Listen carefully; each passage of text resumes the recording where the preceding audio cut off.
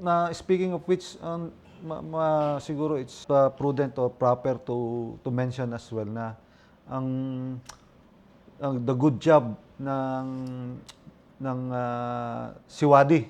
Dahil Oh, may tubig na. may tubig na sa Yeah. Kapatalan. Congratulations sa Siwadi. sa Siniloan Water District. Kasi sa totoo lang yung marami man tayong hirap na kababayan sa upland na hindi kayang magpa-connecta pa. Pero yung at least merong siguradong available access sa clean and safe na water. Okay na yan. Malaking bagay.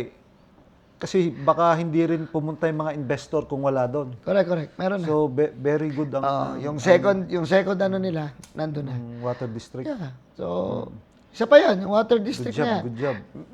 Nag-donate ang LGU ng 1,000 square meter doon sa ating MRF para lagyan ng sewerage. So ano yan, joint project ng water district and LGU? O? Talagang luwa yun eh. Luwa. So, kailangan makatanggap sila nun. So, dinonate natin. Kasi, sa tayo kukuha, yung mga sewage natin, mga septage natin, hinahakak. Wala walang pupuntahan eh. Pag walang mag-host, walang magbibigay, walang project. Tayo magbigay ng Hindi ka bibigyan. Wala ka. Alam mo, from 80 million, naging 94 million. Yung facilities na yun. So, talagang, sino ba magbe-benepisyo nun? Essential yun pati. Buong community yan. Buong community. Actually, Mother Earth nga yan eh. Tsaka health ng lahat eh. Ako, nangangarap ako doon sa Makatad. Alam mo? Na sana may mag-develop ng kahit 500 to 1,000 square meter ng mga pool, private. Para yung mga tao, wag na lumayo.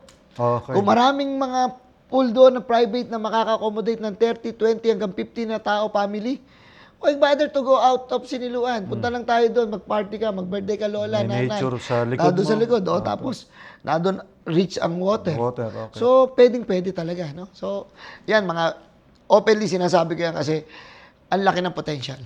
Pwede talaga. So, kaya...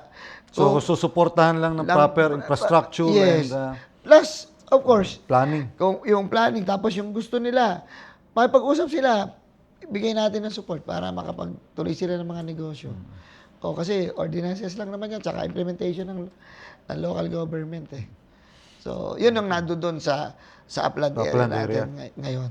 Oo. Okay. So, at tsaka ngayon ito, baka ikaw, ma-surprise ka. Si Mayat ba? Si Lagyo Siliang. Nag-pull up resources sila good. Lahat ng 20% nila. All of it. Very good. Tinapatan natin ng 300,000. Gagawa kami ng mini dam sa taas para water reservoir ng tatlong barangay. Yes. Without our collaboration, wala.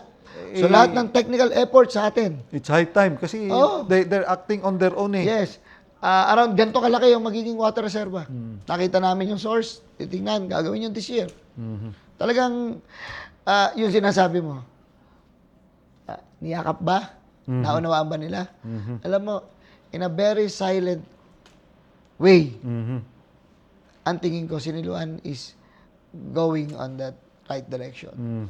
Okay. All of it, Even, alam mo, wala nang ang gulo rito eh.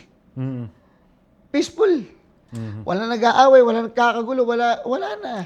Wala na siga sa Siniluan. All are friendly.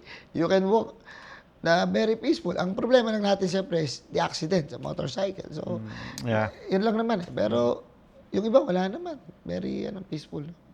Yan ang salamin ngayon ng bayan ng Siniluan.